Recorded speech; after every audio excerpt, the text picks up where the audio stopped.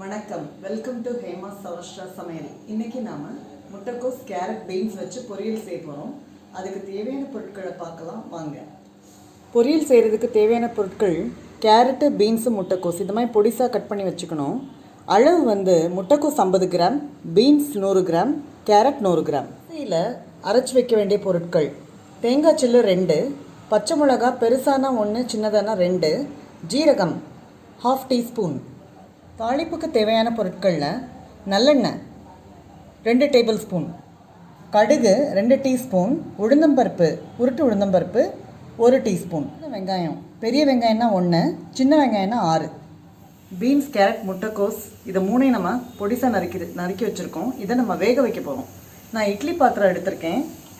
இந்த தட்டு மேலே வச்சுட்டு இந்த மாதிரி நம்ம ஃபுல்லாக வச்சிட்டோம்னா தண்ணி 3 டம்ளர் ஊற்றிருக்கேங்க இந்த பாத்திரத்தில் பாருங்கள்.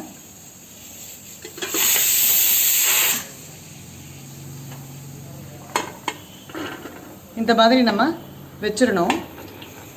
கரெக்டாக 10 நிமிஷம் ஆன உடனே ஆஃப் பண்ணிடுங்க ஸ்டவ்வை. மிக்சியில் அரைச்சி வச்சுக்க வேண்டியது தேங்காய் சில்லு, ஜீரகம், பச்சை மிளகாய். லைட்டாக தண்ணி விடாமல் நம்ம அரைச்சி வச்சுக்கணும். அது நம்ம லாஸ்ட்டில் சேர்க்க போகிறோம். அதுக்காக முட்டைக்கோஸ், கேரட், பீன்ஸ் நல்லா வேகட்டும். அதுக்குள்ளேயும் நம்ம இந்த டைமில் நம்ம செஞ்சு முடிச்சிடலாம். இதை ரெடி பண்ணி வச்சுக்கலாம். ரெடியாக அரைச்சி வச்சுட்டேன் பாருங்கள். 10 நிமிஷம் ஆயிடுச்சு. ஸ்டவ் ஆஃப் பண்ணிட்டேன். இப்போ லிட்டை ஓப்பன் பண்ணுவோம் பாருங்கள்.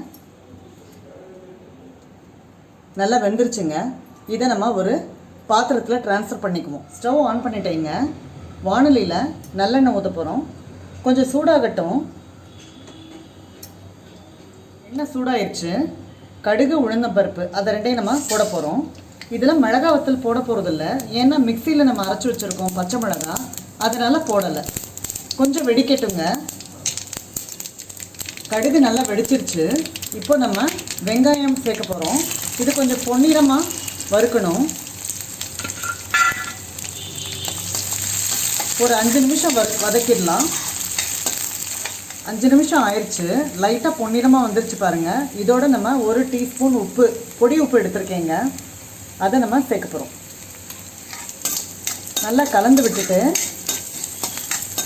அதோட நம்ம வேக வச்சுருக்கோம் இல்லையா, அதை நம்ம சேர்த்துற போகிறோம். ஒரு 5 நிமிஷம் நல்லா வதக்குவோங்க. அப்போ தான் உப்பு சேரும்.